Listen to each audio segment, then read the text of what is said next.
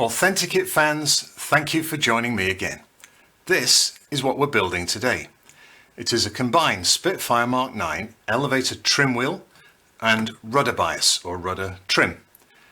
Via this universal hub, it plugs straight into your PC with one USB cable and it works immediately in Microsoft Flight Simulator, DCS, X-Plane, IL-2 and more without any extra software.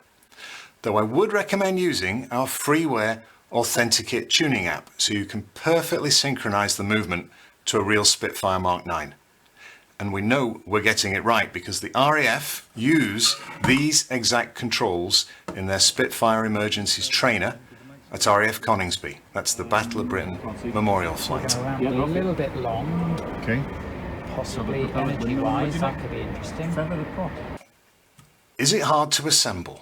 Well, I know I've been a little optimistic about assembly times in the past, but honestly, this is super simple to assemble. Many of you know it is simply the combination of two pre-existing controls in one case. And when we had a competition a couple of years back to see how quickly one trim wheel could be assembled, the winner came in at well under 10 minutes. So, dare I say 30 minutes for the combo? How about you folks post your results as comments below?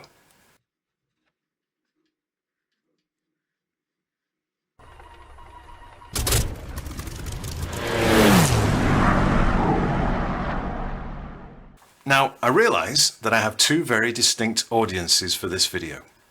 Many of you already have AuthentiKit controls, including the trim wheels. So the reason you are watching this is that you're thinking of switching to this combined unit. So I'll recap now on why that's a good idea. Firstly, it clamps directly to our recommended monitor arm mounting system using this new style arm grip. It won't rotate and it won't suffer stress fatigue like the old one. Secondly, the relative positioning of the trim wheels and also the throttle is now super easy to get precisely right. Just mount both these units to an arm section and set the trim wheel and the throttle friction disc to a horizontal separation of 19 centimeters, and you're done. Everything is then right. The vertical separation, all the relative separations.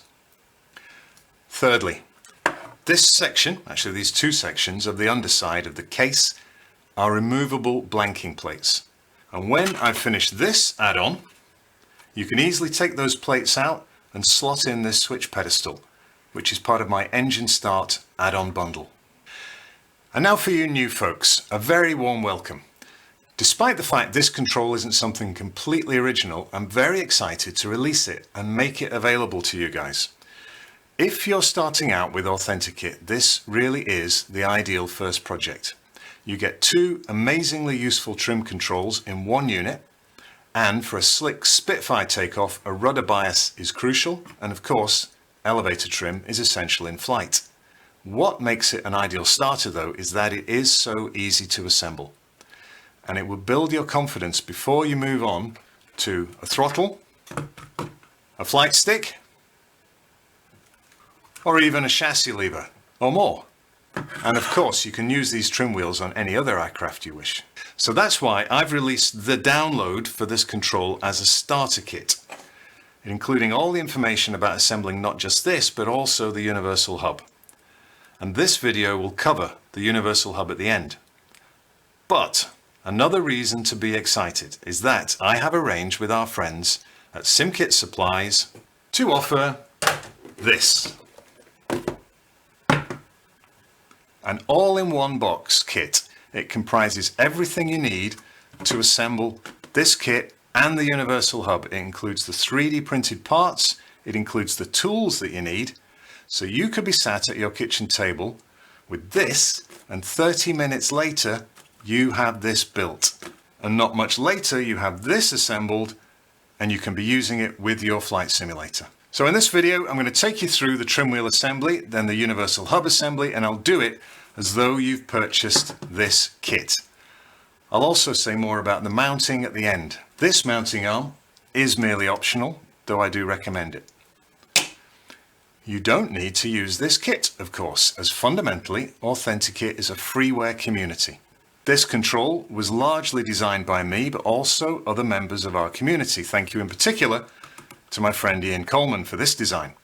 So if you have a 3D printer, all the print files are free to download, and the hardware parts in this box are listed in that same download with sourcing suggestions like Amazon and eBay.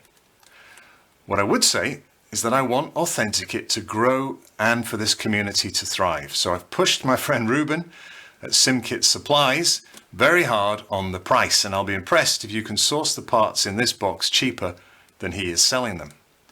This all-in-one box currently retails at £109, though it's likely to go up £5 or £10 after the summer as I push Ruben into offering a promotional price at launch. He also has hardware-only kits for you folks with 3D printers, and they're cheaper, of course. Links are in the description. And just a final thing, before I get started, again, for new folks, you might be wondering, why do we have 2 boxes instead of 1?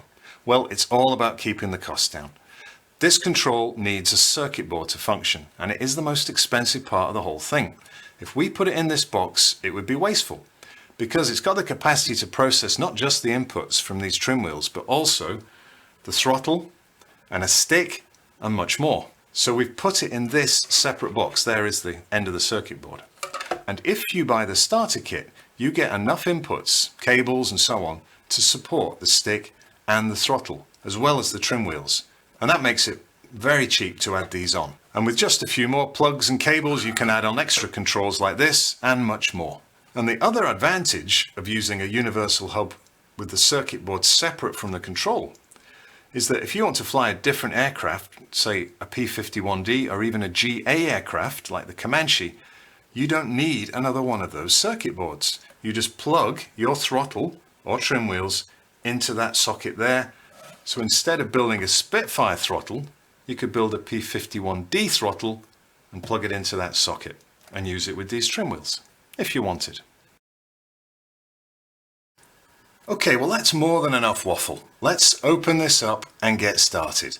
So we've got a couple of little stickers here. There's one there and then one on here. And well, let's see, we have a nice glossy brochure which kind of recaps on things I've already said.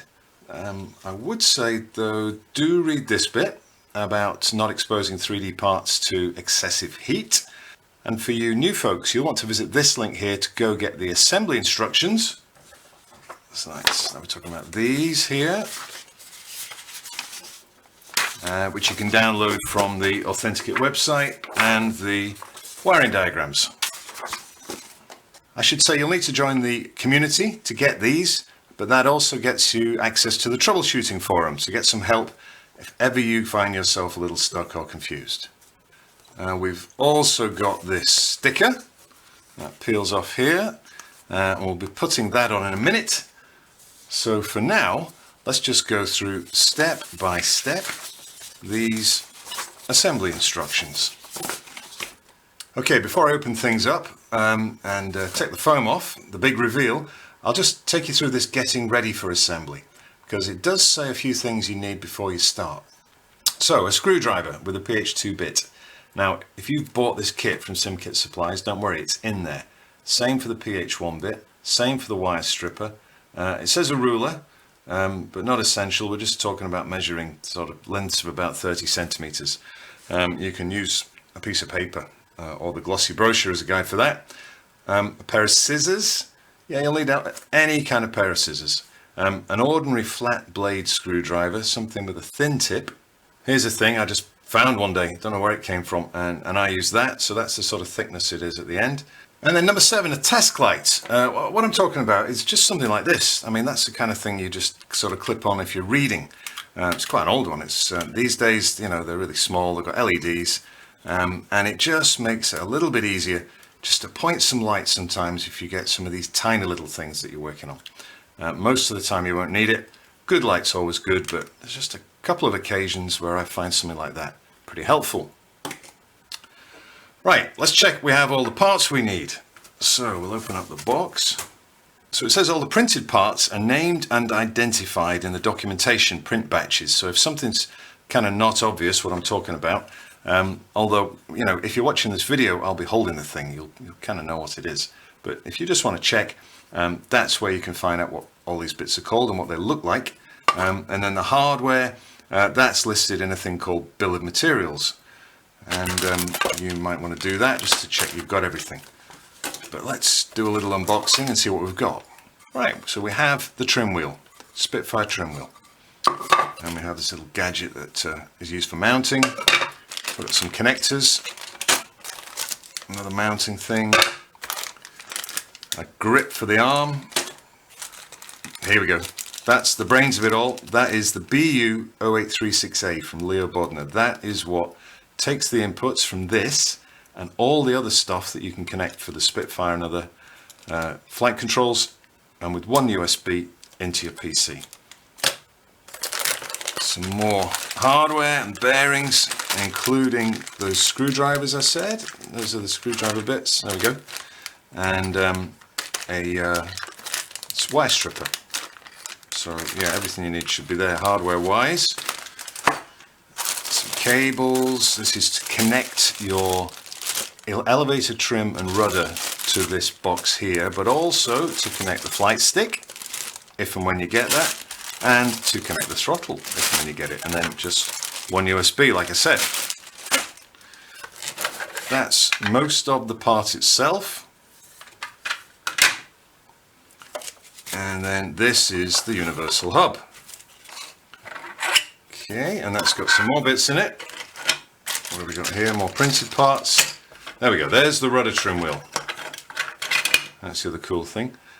Without the white lettering, because you'll be adding the white lettering, and that'll be one of the very first steps actually. And more things for mounting, and there's your screwdriver, and you press those screwdriver bits in there, and then that's all part of the universal hub. Okay, let's get on to assembly steps proper. Step 1.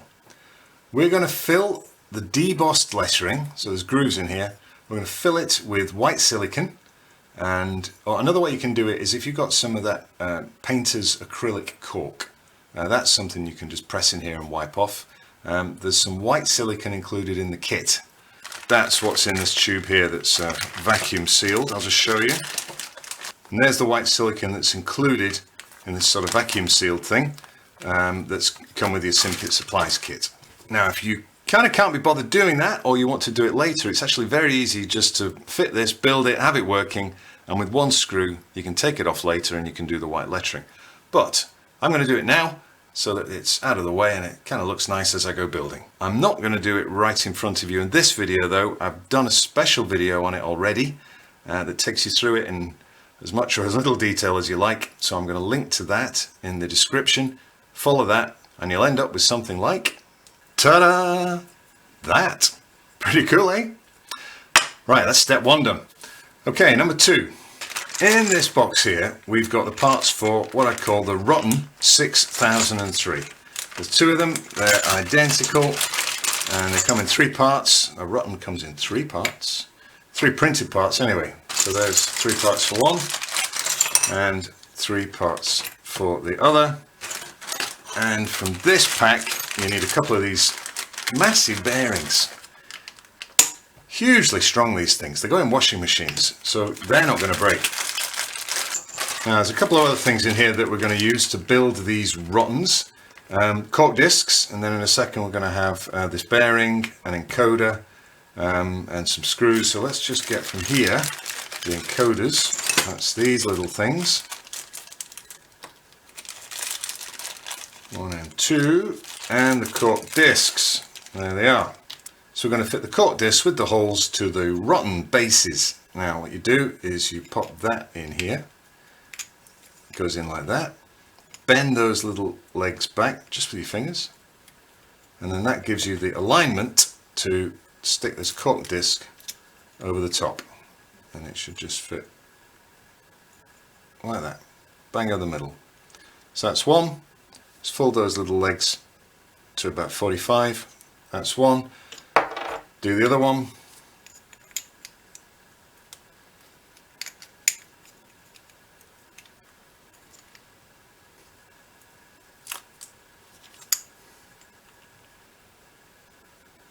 There it goes.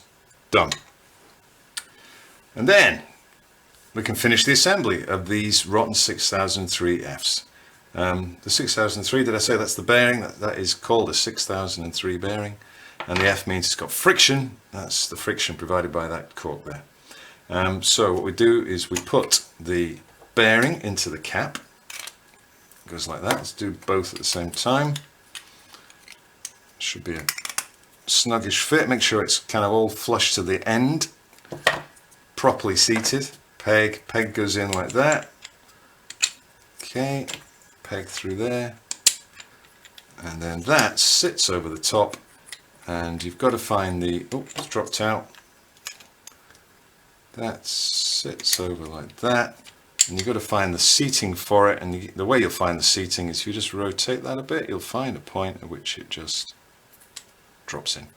And now as I turn that little D-shaped thing, you can feel the encoder rotating. So let's just assemble the other one the same way. There's two like that. And then we've got a bag of screws here. And you'll find 20mm screws, so you shouldn't really mix these up with others. They're just the right depth for these encoders. In fact, I will sit these out here and use this lovely little trim wheel as a handy screw holder while I assemble things. So there they are, 20s. They go in like this. They should just kind of drop in. Then you might have your own screwdriver, otherwise exactly the right screwdriver you want is the PH2 bit, which is in here. There they are. There's a PH2 and there's a PH1. Slightly pointier is the one. So we take the PH2, drop that in the end, and sometimes it goes in firmly, sometimes it doesn't, but yeah, whatever. And then just tighten those up. And kind of don't tighten them crazy at this point.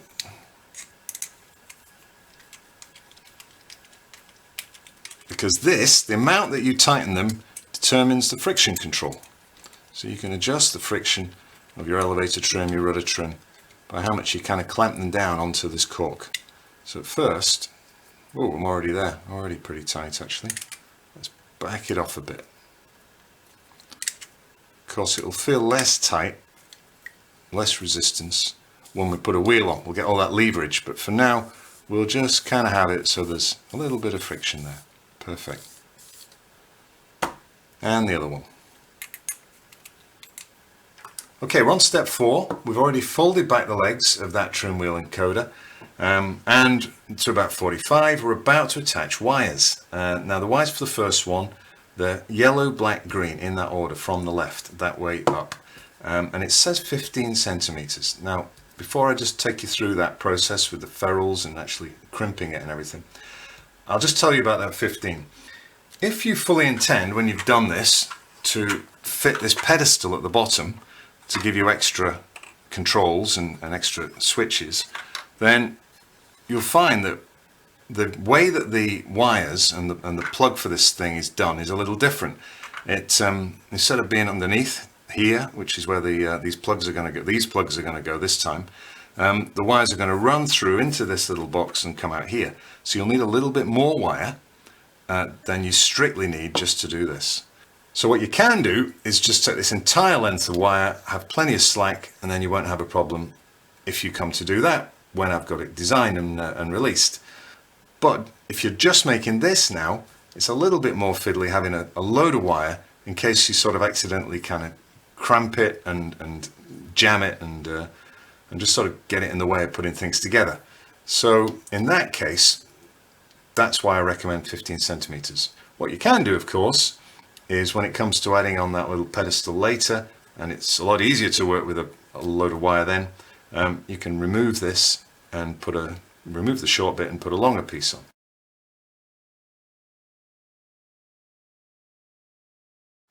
But I'm going to show you the easy way with the shorter length of wire, and it'll just be easier to assemble this thing. 15 centimeters. I'm not going to use a ruler. That is 30 centimeters, that glossy, so you're just talking about half of it. And that's what we're talking about there. So let's make those lengths of wire now. Yellow, black, green. Now this is where the task light comes in handy. So let me find something just to attach it to and switch it on and get a load of light on these little legs here.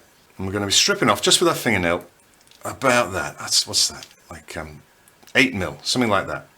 Do that on all of them. Just fingernails, it's all you need. No wire strippers needed for this. Give them a good twist so there isn't any fray. Okay, that's good. And then we use these things, these little crimping ferrules. They're easy just to throw across the room and lose them in the carpet. So even though you only need 3, 6 for this, there's a load in the bag because you're going to lose some. But try not to. There we go. Okay, so I'm giving these things a good old twist, and here we go. Press onto the ferrule, pick it up just with the fingernail, get loads of light on it so that you can see. That's what happens. In fact, this is the better way of doing it. What you do is you get the ferrule upright so that when you press down on it, it's sticking up as a tube like that, and then it's a lot easier to point the wire onto it, slide it on, double it over with your fingernail. Okay, let me get all 3 of those done first, actually. Now let's get this as ready as we can, just as easy as possible to assemble it. I said 45 before. Really, what you want is just the leg to be slightly proud of those base channels, so that we're having to do the minimum bending. So you're just pressing it down. You could be doing this with a pen if you don't have a screwdriver like this. So yeah, it's more than 45 now, isn't it? It's just sticking up a little bit. And then we slide on the left hand one with the yellow, black, green's the order.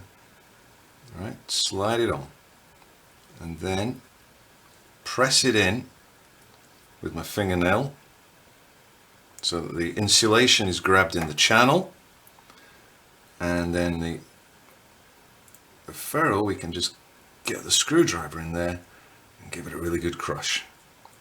And what we don't want is any frayed wire. There we go, that looks pretty good. And what you can do when you've done this, take a photo with your phone and just check you just don't have any frays that maybe have jumped across here and would touch the adjacent one. So that's yellow. And then let's go straight on with the black. I've gone slightly long on that. There you go, I've gone slightly long. I think 8's too much. You just need enough really so that you can fold an end over. Any more than that and you just have more than you need, and you could have the problem that you've just got more stray wires that would jump across channels. Right, let's have another go. Okay, that's on. Press it in like that.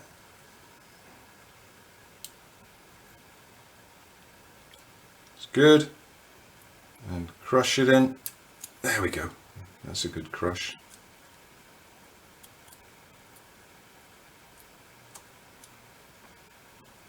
That's good.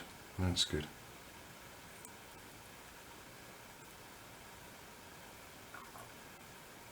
I think we're good there. I think I will check with my phone later though, just to be absolutely sure.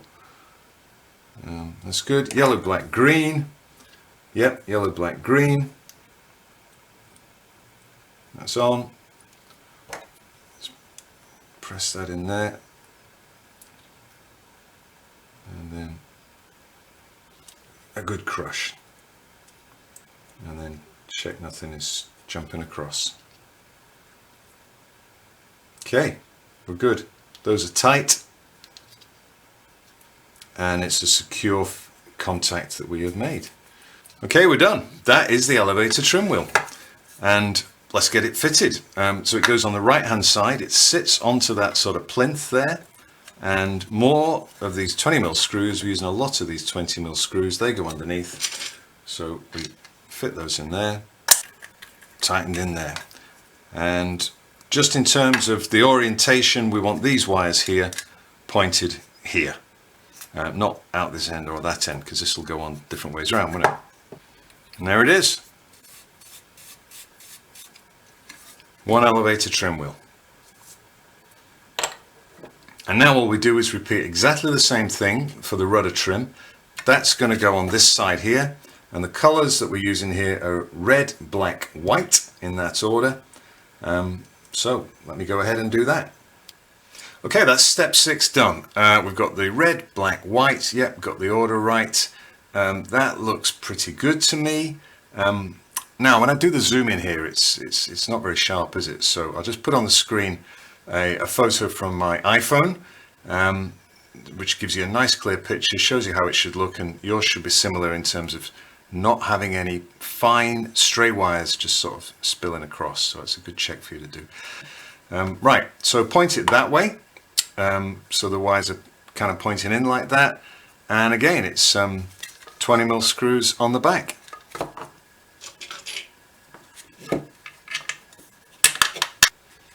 Okay, we've done that. So that's on nice and tight. We're up to step 8. We're going to use 2 of these RJ45s. And we're going to start connecting the elevator trim wires to the right hand one. And I'll show you how that fits in. It fits in like this. Let's just check that's right. Yep, that way round with the little sort of springy bit there. And we're not up to it yet, but the other one is the same sort of thing, but just here, like that. But let's just do this right one. Now, let me come back to this wire length thing. We've gone in here, in this build, I've gone for the approach of short wires for less hassle and less chance of things snagging when I assemble it. I can go shorter again, and I think I will. There's no reason we can't cut this down to almost half that length, because basically the wires are only going here. So even if we give ourselves plenty of room just to wire these up, we can safely cut back a decent amount. So here we go. In fact, if I've got it wrong, I've got enough to do it all again, haven't I? So I'm going to go for that much, right? And okay, now we connect them as per the wiring diagram, which is the trim wheel and rudder bias. So it's in, it's on the right sides. And this is how it's done. So you take the RJ45 and it's that way round. So the black on this side, then you skip one, then the yellow, and then the green, and each time you skip one. So the way we do this is we strip off again a little bit, very little this time. That's the sort of the amount we want.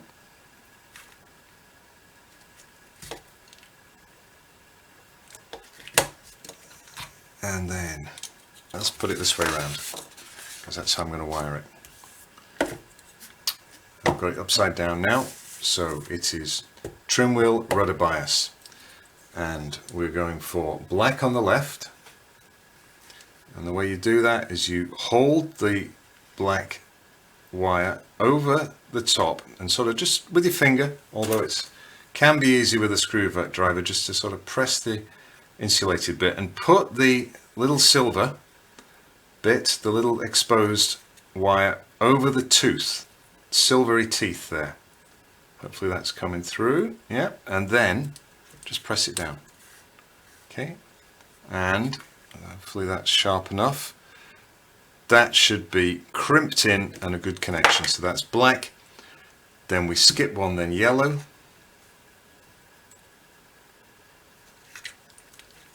skip one, then green. Okay, that's how it should look. And then that goes like that and slots in. Yeah, that's good. And then this one here, we can probably get away with leaving that the length that it is. No, I'm going to I'm going to leave it the length that it is. So that works the same way. I'm just going to press that down just to kind of keep that in place, stop the wires kind of lifting it. So repeat strip a little bit off.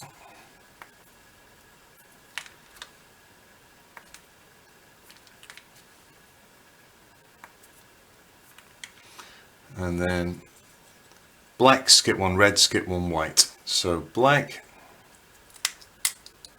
good, red, yep, and white. Done. And then that goes in here like that. Should sit in like that. Remember that the little sort of clippy bit is to the right in both cases. And we're done with the wiring. Okay, so that's 8 and 9 done. Now we fit the combo cover to the combo base. I mean, that looks similar either way, doesn't it? But the right way is the one where you can see that these two little cutouts here and then a long cutout here are on this side. So we just slide it over the top and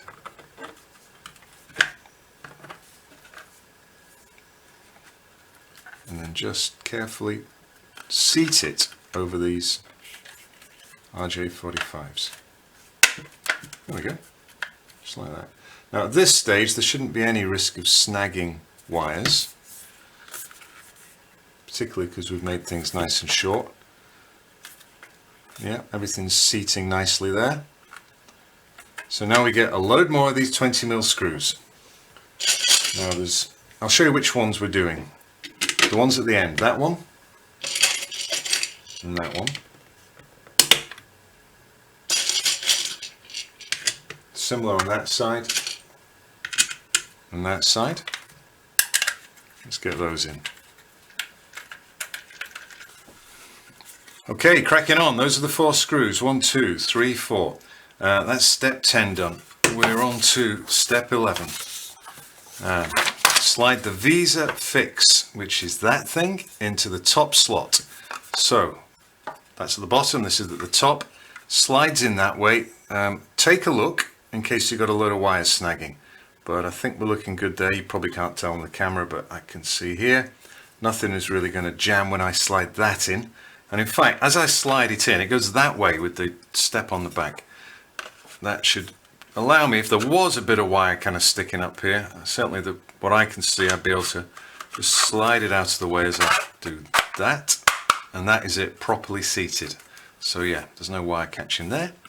And then it's 4 more screws, and they go, it's 20mm again, they go 2 up here, 2 there. And that's done. Okay. That's the Visa fixing. Now we fasten the dovetail to the Visa. That's one of the 2 parts in here. That one. And it goes like that with the open end at the bottom. And we're talking 8mm there. So that's these. Yeah, have we got any 6s? Yeah, these are 6, really, really tiny. And then you want the 8s, which are a bit longer. Okay, number 12, that's the dovetail in. Right, number 13, fit the rudder bias wheel to the left hand of these rottons. So you can see there's a D shape there and a D shape there. So that goes like that, and it should be a firm fit. And this is where you can play with the friction. I'm kind of happy with that actually. If I wasn't, I could just tighten these screws up here, and if it was too loose, I could loosen them off a bit. Now, get the screws right here. If you get them wrong, yeah, you could damage something. But on this left-hand one, it's the longer one. It's the 20 again that we've been using lots of. So in goes that 20.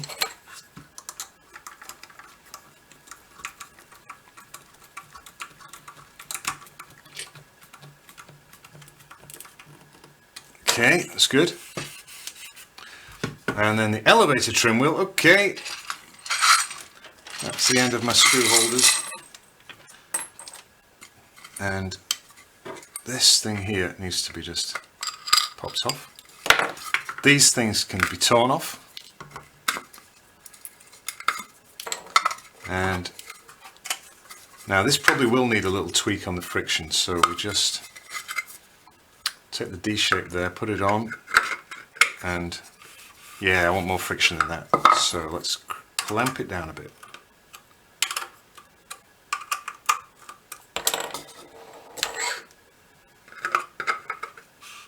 Yeah, that's not bad. That's good. Right, so on it goes. Press it on firmly, and we want a 14mm. So that is shorter. What does that look like? Here it is. 14mm. So there's the 14, and it goes.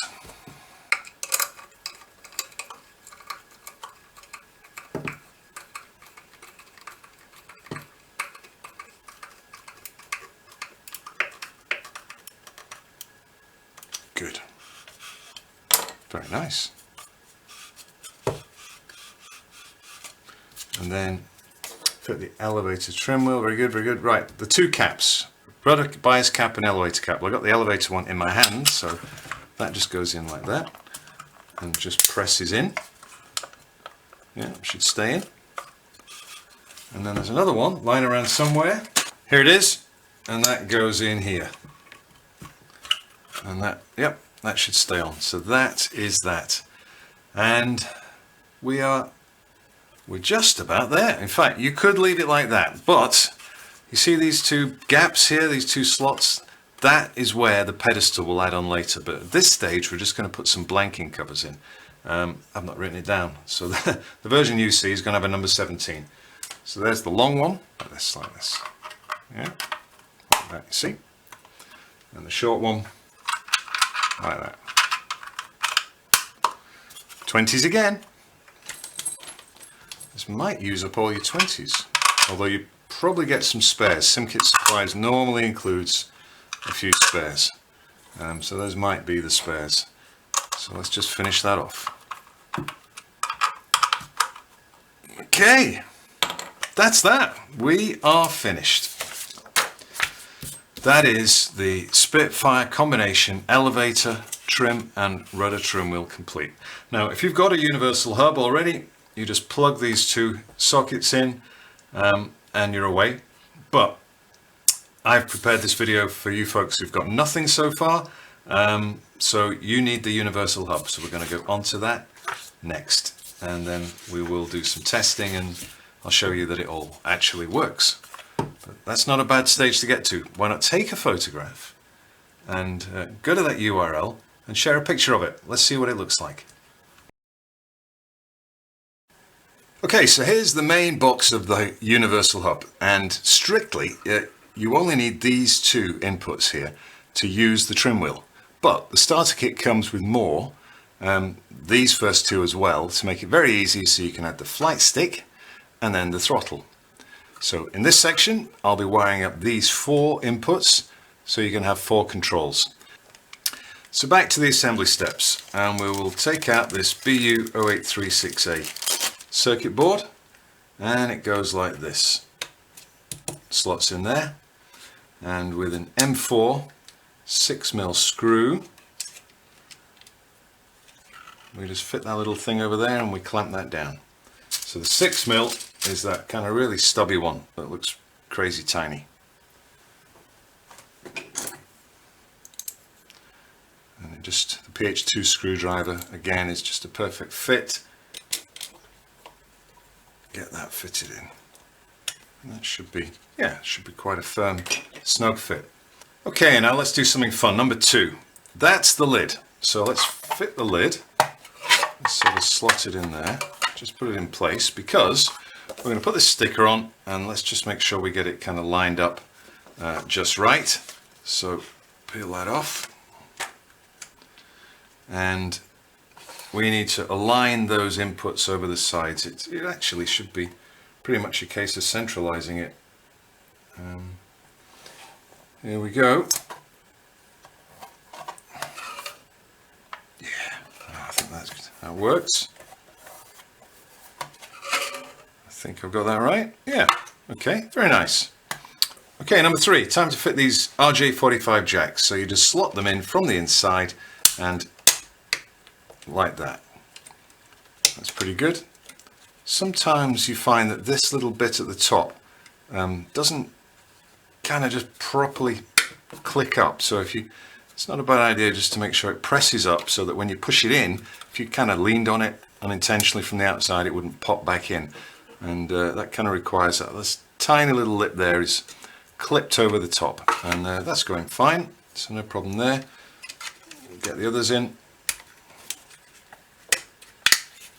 You might need to put your finger underneath a bit just to bend that little springy bit.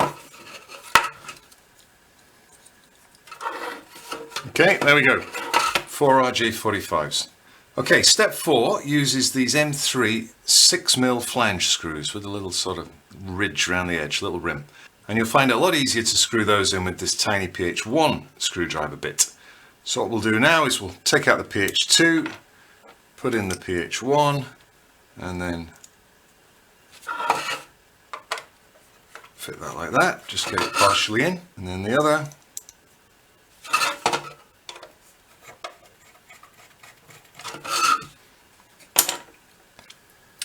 Okay, step 5, take 15cm pieces of black silicon wire, 2 of them. So how long is 15 centimeters? If you don't have a ruler, it's pretty much half the size as that, the length of that glossy. So that's 1.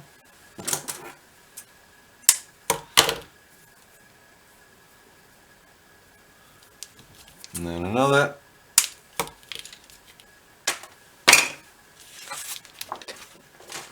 Right, and we strip off about 1 inch at one end, not about that much, and about 4mm at the other. Nice mixture there of imperial / American lengths and metric, isn't it? Okay, that's what we got. So that's all prepared. Twist the ends tightly, you've seen me do that. Now twist the long stripped ends together, like that, and screw to the left hand M3 screw. So we take this, which is only partially in, as you remember, and we put best thing is to put a little twist around it, like that, and then hook it under there, and nip it up. Okay, so that's the long ends done, and then the short ends go into the left hand channel of each of these 2 inputs at the top here. So again, I'm going to make sure that the little bit of exposed wire goes over the tooth at the top. Hold it there, that looks right, and then clip it down. Have another look. Yep, looks good to me. Same on the other one.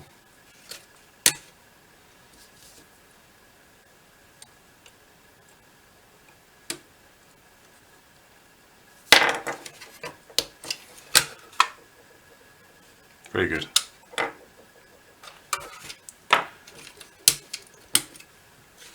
Okay, number 8. We are going to be using these DuPont wires. So these are very thin wires. They've got a very thin core inside them, and they've got these little plugs on the end. And the plugs press onto these pins here, just a push fit. So we're going to use orange, grey, yellow, green. Right, let's pick these off. There's the green. And then we strip off around 4mm. Now you can't do this with your fingers. You need a wire stripper. And you can get an expensive one, or I found this cheap one which comes with your kit, just as useful. So poke around 4mm through and press and put it in the smallest of these holes. You see these little holes here, or these little grooves? Pop it through the smallest one and then press down. And you might need to experiment with how much pressure, and then give this a little twist.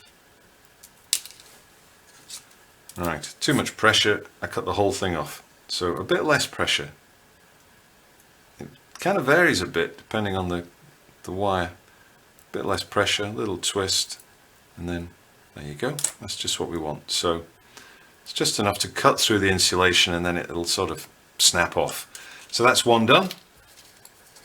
So number 9, mount the plugs on the BU board as shown in the diagram. So we can see in the diagram that at the top right there are 2 rows here of these pins here, just to the left of that silver plug. 2 rows. That one's not coming out very well in my print, but there's 1 row there, or a column really, then a column there, and then the order is yellow, green, orange, grey. So, and also I would recommend, you see that on these plugs there's a little silvery bit. It's recessed in the plastic, but just as a precaution, make sure that the silvery bit is pointed to the right rather than to the left, because if you had 2 silvery bits next to each other, as you may do later on, just being cautious they don't touch. Don't think they will. Anyway, so yellow, let's do that, hopefully you can see it. Just press it on like that, goes in nice and easily. Yellow, green,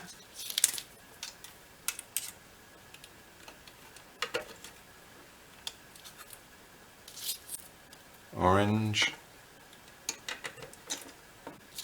and grey.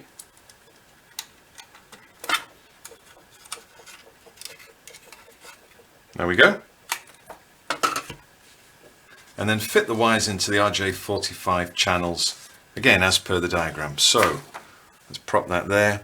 So the rudder trim, it's black, we've already done the black, and then we skip 1 orange, skip 1 grey. So skip 1 orange,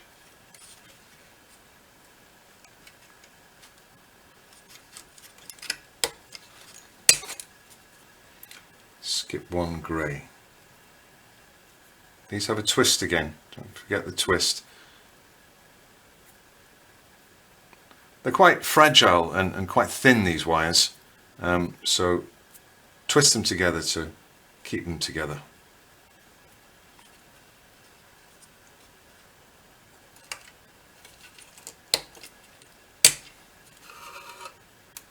In fact, they're so fragile and thin that I'm a little nervous of the other approach of doing this, which is just to pop the wire in without stripping it and just clip it down.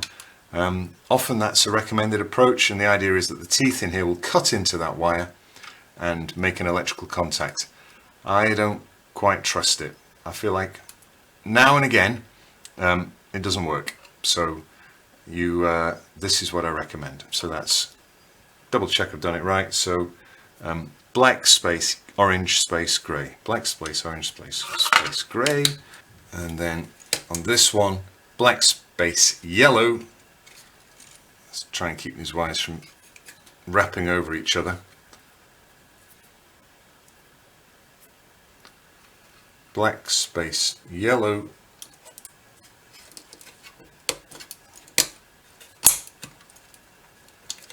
space green.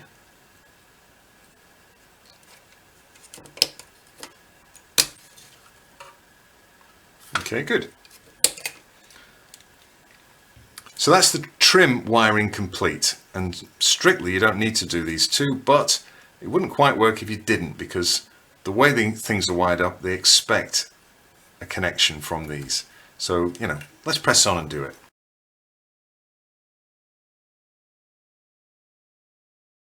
So we do the throttle first. We take a short piece of red silicon, 10 centimeters, so that's, actually I know that's 10 centimeters, so let's just do that.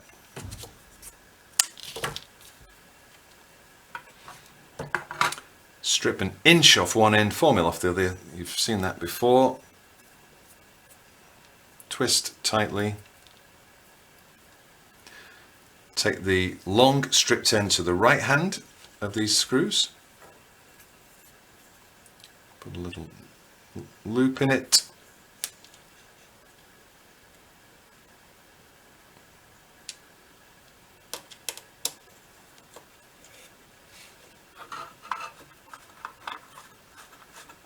And then the short end goes into the left-hand channel of this throttle RJ45. So same as before, put the exposed wire over the tooth, clip it down. Looks good. We take 6 DuPont cables this time with the colors as per the diagram. So we're talking blue, purple, black, white, grey, brown and yellow. And we use the wire stripper to strip 4mm off each end, so I've done that, same as before. And now we fit the plugs to the BU board, again as per the diagram. I'll just take you through that one. Let's start with the yellow. Now it's pretty faint on my printout here. What I would say though is it's actually opposite the lowest one from last time. So what I'll do is I'll put it next to that. It's a grey, isn't it? So put that there. Alright, so that fourth one there's got 2 on it. 4 down's got 2 on it. So let's put all the plugs in and then I'll connect to the RJ45. That's the yellow, right. Black, purple, blue. So I'll do it blue, purple, black. Counting up from the bottom this time. So it's 1, 2, 3 up. But leaving 2 because the first 2 are for the flight stick. So blue, then purple. And remember what I said about the orientation of that little silvery bit. I'm kind of pointing them all to the left here, but I'll make sure the ones next to it are pointed to the left as well. Blue, purple, black.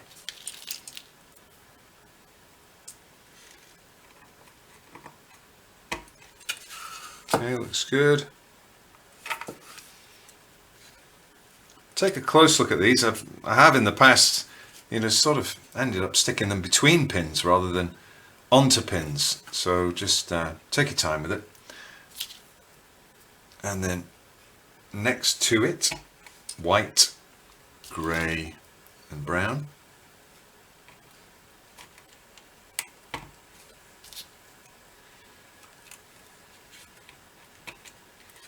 I mean, if you peel the wires back when you've done it, you'll just see a kind of solid block where you've got all the plugs next to each other. So that's good. And now put the wires into the RJ45. So this time we're using, there's no gaps, we're using every single one of these. So it's important that we fit the little strip of wire carefully over the tooth. Don't have a load of stray, certainly don't make that like 10 mil long or something and have a loose bits, because these very fine strands can break off. If you do that, they can kind of drop in the back and they can end up shorting between channels. And also the tooth kind of sits inside the plastic channel, and you could be on an adjacent channel and make contact with it. Okay, so for that reason we want a nice tidy short little piece of exposed wire here, and we put the colors in blue, purple, black, and then white, grey, brown, yellow. I've taken a photo. I'm fairly happy, but I'm just a little uncertain whether the strand of that black could be touching the adjacent white, so I'm being super careful here, and I'm just going to use that narrow screwdriver just to sort of slide it back, any kind of stray strand, and let's take another photo. Yep, I think we're good there. So that's the throttle done. Okay, number 16, we're taking a short 10 centimeter piece of red silicon, a 15 centimeter piece of black silicon. We're stripping an inch off each end, 4 mil off the other, and then twist the ends together tightly like I've done. Now number 17, we loosen the M3 screw on the left,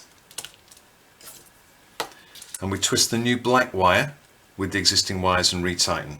So let's do that.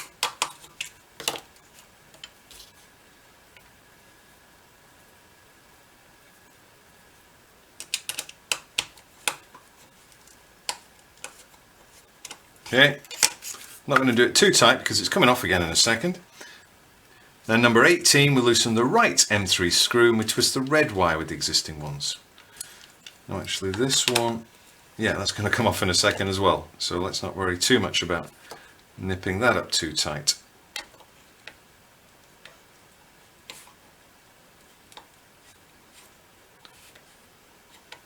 Right, so that's 17 and 18. Right, number 19. We slot the short red into the leftmost channel of the flight stick and the black into the one next to it. So here's the flight stick. So we stick the short red in there.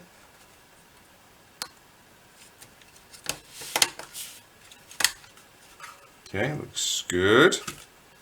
And then the black next to it.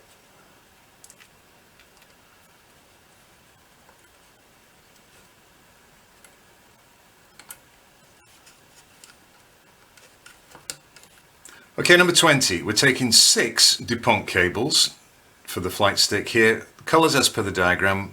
Wire stripper again for 4mm. So yellow, white, green, orange, blue, grey.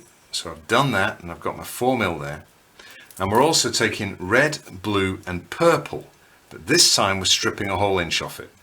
Now let me just show you with the with this, because I don't know, I find it a lot easier to cut more than I need and basically cut the whole cut the whole wire in 2 pieces.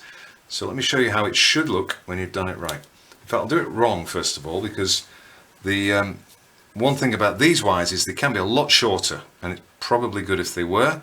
I've done 2 already, and I'll just show you what you can do. And I'll make a mistake and I'll lose some. So if I just give it a twist now, I can quite easily, there you go. I've kind of cut it, I've cut most of the wire away, I've only got 1 thread. So I'm going to do that again, and okay, cut it tight. I pressed tight and that basically just severed the whole thing. And now I'm just going to do it again, but I'm holding just a little gently, and then I'm relying on kind of snapping it clear. So there we go. That's probably, I've probably retained pretty much all the wires. I wouldn't guarantee there's not maybe one in there. There's a little bit of shine, isn't there? I've maybe lost one. Go on, I'll risk it. I've done this a couple of times already in the video. So I will lose that. Gone. And I'll do it again. And I'll just hold it very gently. There we go. I think I got pretty much, I got enough there. So now give that a twist. And it's a nice short piece, but that's fine because it's only going this distance. Number 21, isn't it? Fit the plugs to the board and the stripped ends to the RJ45 jack and the M3 screws. So we're going to be joining purple and black to the black there. So let's take the purple and black. Let's give those a twist.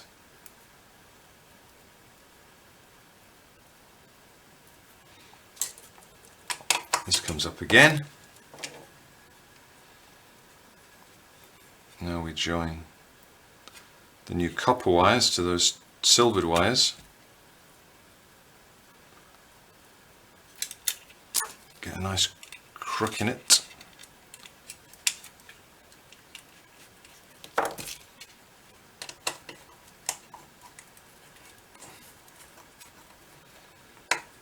Right. Pulled anything loose, have I? No, good. So now we have black, purple at the lowest on the left, and then black above it. So let's do that. Purple, and then black. Black's only just going to reach now, but it's good enough.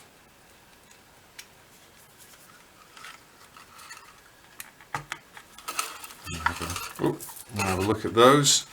So there's a solid wall there of plugs. Okay, so that's good. And then let's put the red on. So join the red to this side.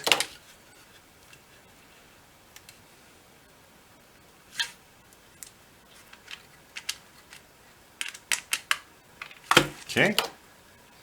And then the red goes to the right hand side of those 3. This one, bottom right corner. Done. Okay, now it's time to put the plugs in for the wires that go into the RJ45s. Start with white at the bottom. It's seated nicely. Then yellow.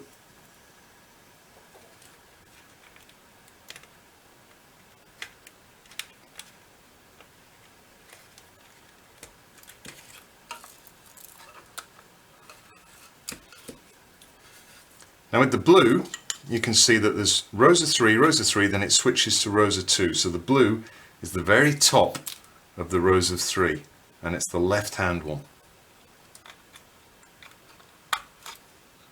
Okay, and then to the right of that is the grey.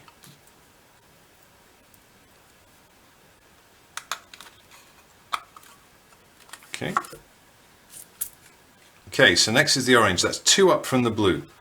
So we've got blue, and then the first row of 2 we skip, and then it's the next one, and that's an orange.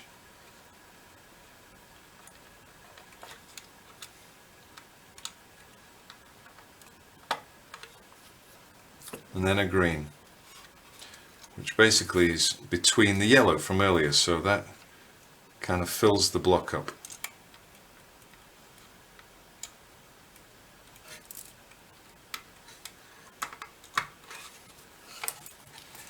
Okay, hopefully that looks okay on the camera.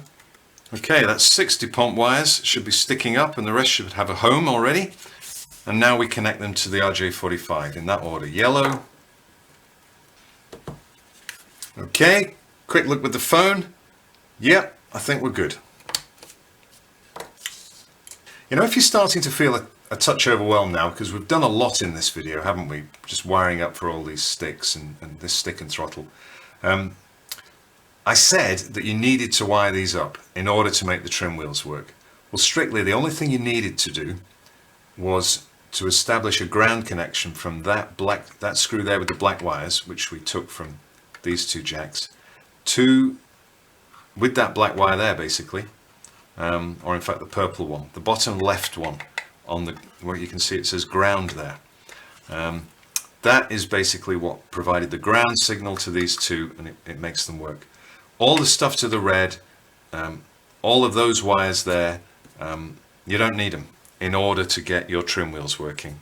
So if you're feeling a little bit anxious right now, maybe you want to go for that shortcut version. Okay, so we are done here. You may not want to screw this down at this point, just in case you need to revisit, but if you've done your wiring right and you're feeling confident, then what you would do at this point is simply put the lid on, and you'd fit that with 4 of these M4 6mm screws. They're really short, crazy small, stubby little things. And that, my friends, is an AuthentiKit universal hub with 4 sockets live and ready to use. There is one tiny configuration thing we need to do though to make these trim wheels behave properly. And so it's step 1 here. We need to tell that circuit board that those inputs are an encoder.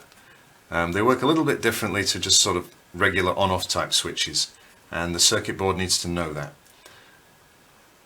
If you don't do that, if you overlook this and you find yourself turning this trim wheel and finding the pulses on the game controller randomly flickering between 2 pins, that's because you haven't got that engaged. What you'll find when we've done this is you turn it one way, you see a pulse on one pin, you turn it the other way, you see a pulse on another pin. In fact, why don't I show you exactly what I mean, because it's probably time we plugged it in, isn't it? And it will connect up without that configuration. So let's just do that. So we need our USB. You get that with your box, and there's one USB, and we need 2 cables, 2 Ethernet cables. You've got 4 Ethernet cables because you've got 1 more for your throttle and 1 more for your flight stick, because it's a starter kit. So you've got everything you need to do that stuff as well. So I just grabbed a couple of, they're different lengths by the way. You'll find the flight stick one needs to be quite a bit longer typically, and these trim wheel ones are sort of medium. I just grabbed a couple, anything will do really for now, but you can kind of choose the ones that are more sort of practical for the amount of space you've got. So the way we do it, let's plug in rudder bias, and rudder bias is the left of these 2 here. It's the one nearest the rudder, and then we plug in elevator trim, and that goes in here, elevator trim. And now just before I plug in the USB, I'm going to launch game controllers, which the shortcut for that is joy.cpl. I've got a little shortcut, or you can type it into the start bar. And we've got a couple of things at the moment, but when I plug this in here, we should see AuthentiKit. There it is.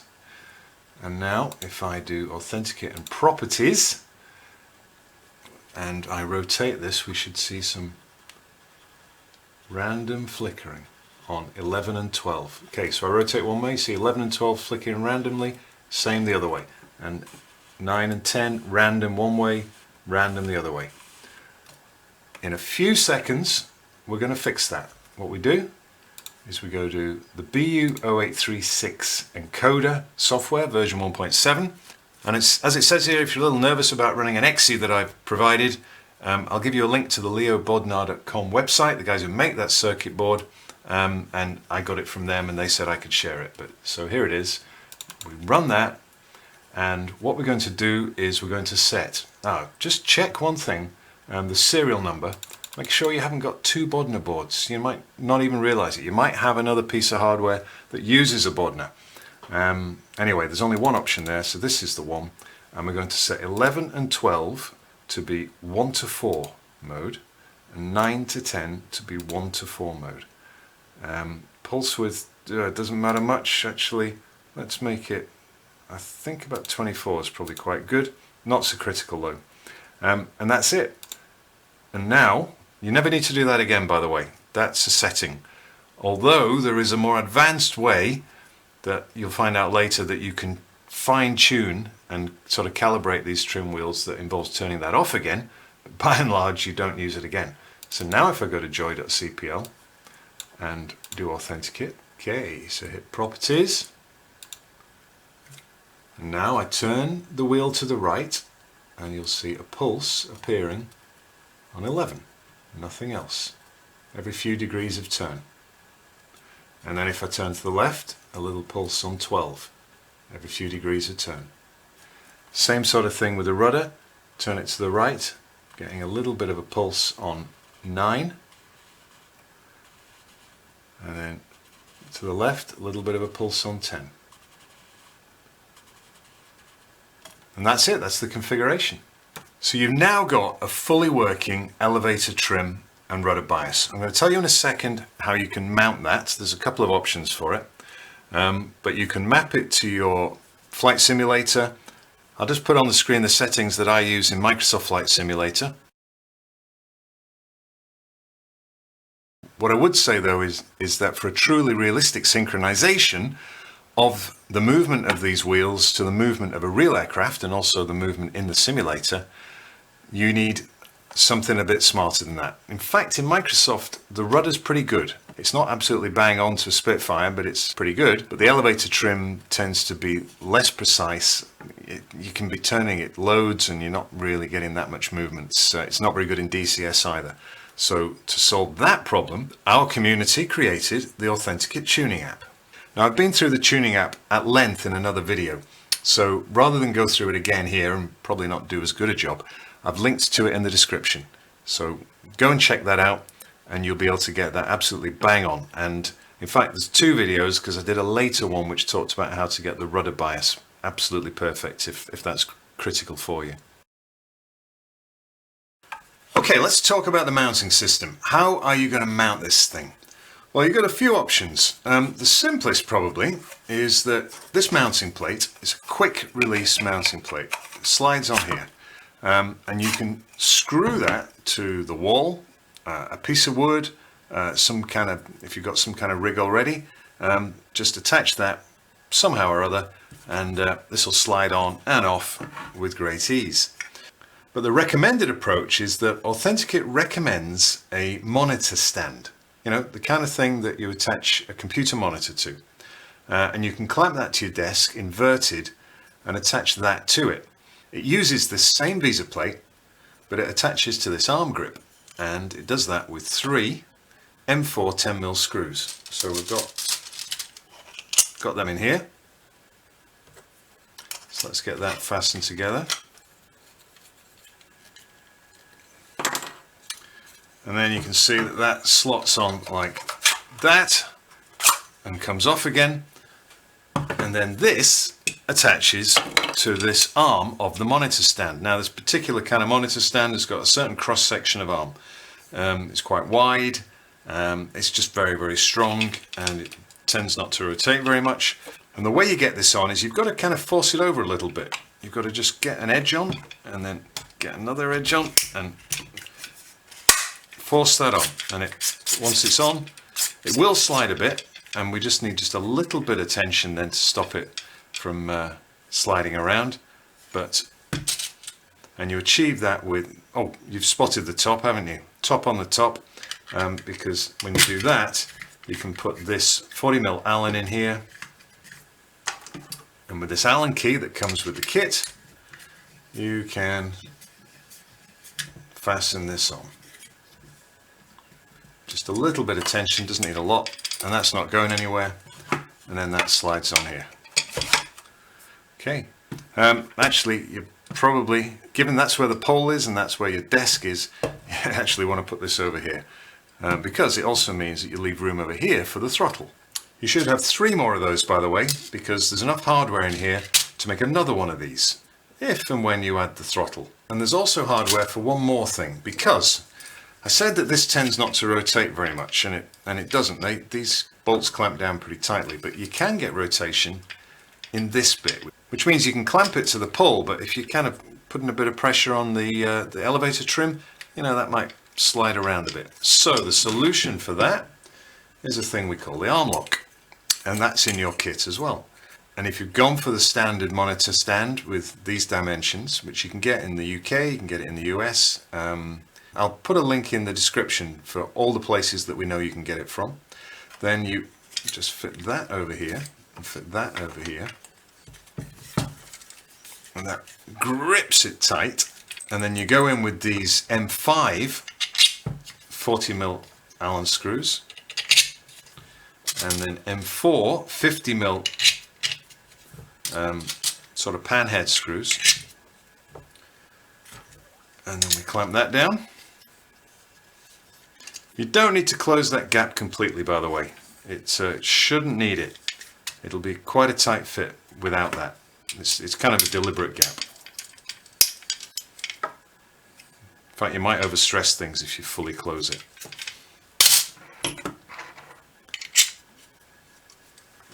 Okay, so I've just driven those screws through. It takes a while, actually. There's a lot of turns and a lot of threads. And I just grabbed another screwdriver for the job, which just had a little bit more purchase on it. And you'll get through there, and you'll find that there's just a little bit of screw thread poking through, which you can put some nuts on. And if you need to, you find you need to, you can kind of clamp those down, you know, bind those on a bit more. But I've found I don't really need them. You know, maybe over time the 3D part will yield a bit and you feel that that's needed, but it's a pretty strong arm lock, so that should serve you well. I said that there was some extra bits of hardware. There's extra hardware as well. 2 more of those, 2 more of those, 2 more of the nuts for another arm lock, because if you're fitting the flight stick, that you'd use another arm on there with another kind of pole mount, and you'd need another arm lock. In fact, the flight stick's the one you kind of need it more for, just because you're putting a bit of force on the stick. So if you want to find more about how the mounting system works, there's another video, a mounting system video. It shows you, there's some very clever things about it, the way you clamp it to the desk. That is also a way to hold the universal hub down. And also, I'll just put it on the screen now, one of the clever things about this arrangement is that when you put the trim wheels to the left and the throttle to the right, all you need to do is set the separation between the center of the trim wheel and the center of the friction disc on the throttle to 19 centimeters, and then everything is perfectly in alignment in terms of the real Spitfire, the separation between the wheels, the height, the relative heights, and so on. It's all bang on. And that, folks, brings me very nearly to the end of this video. I've told you everything you need to know to get a truly authentic Spitfire elevator and rudder trim or rudder bias working on your simulator. And if you want to use these trim wheels on other aircraft, you can tweak that tuning app as needed for greater or lesser sensitivity. So it just remains for me to wish you well with your AuthentiKit project. If you've enjoyed assembling these trim wheels, remember, you already have the inputs for the throttle. I haven't painted that, but you can do that. And the flight stick. The hardware kits for these from SimKit Supplies are less than £40 each. And you don't need to stop there, as you can easily expand your hub to support a chassis, this amazing chassis or gear lever, then there's a flaps lever, and there's much more, as you can see from these community photos. And maybe you even want your own 3D printer now. For a couple of $100, you could buy an Ender 3 version 3 SE. It's a fantastic piece of kit. It would serve you very well making these AuthentiKit controls. All right, that pretty much wraps things up. Take care, folks, and bye for now.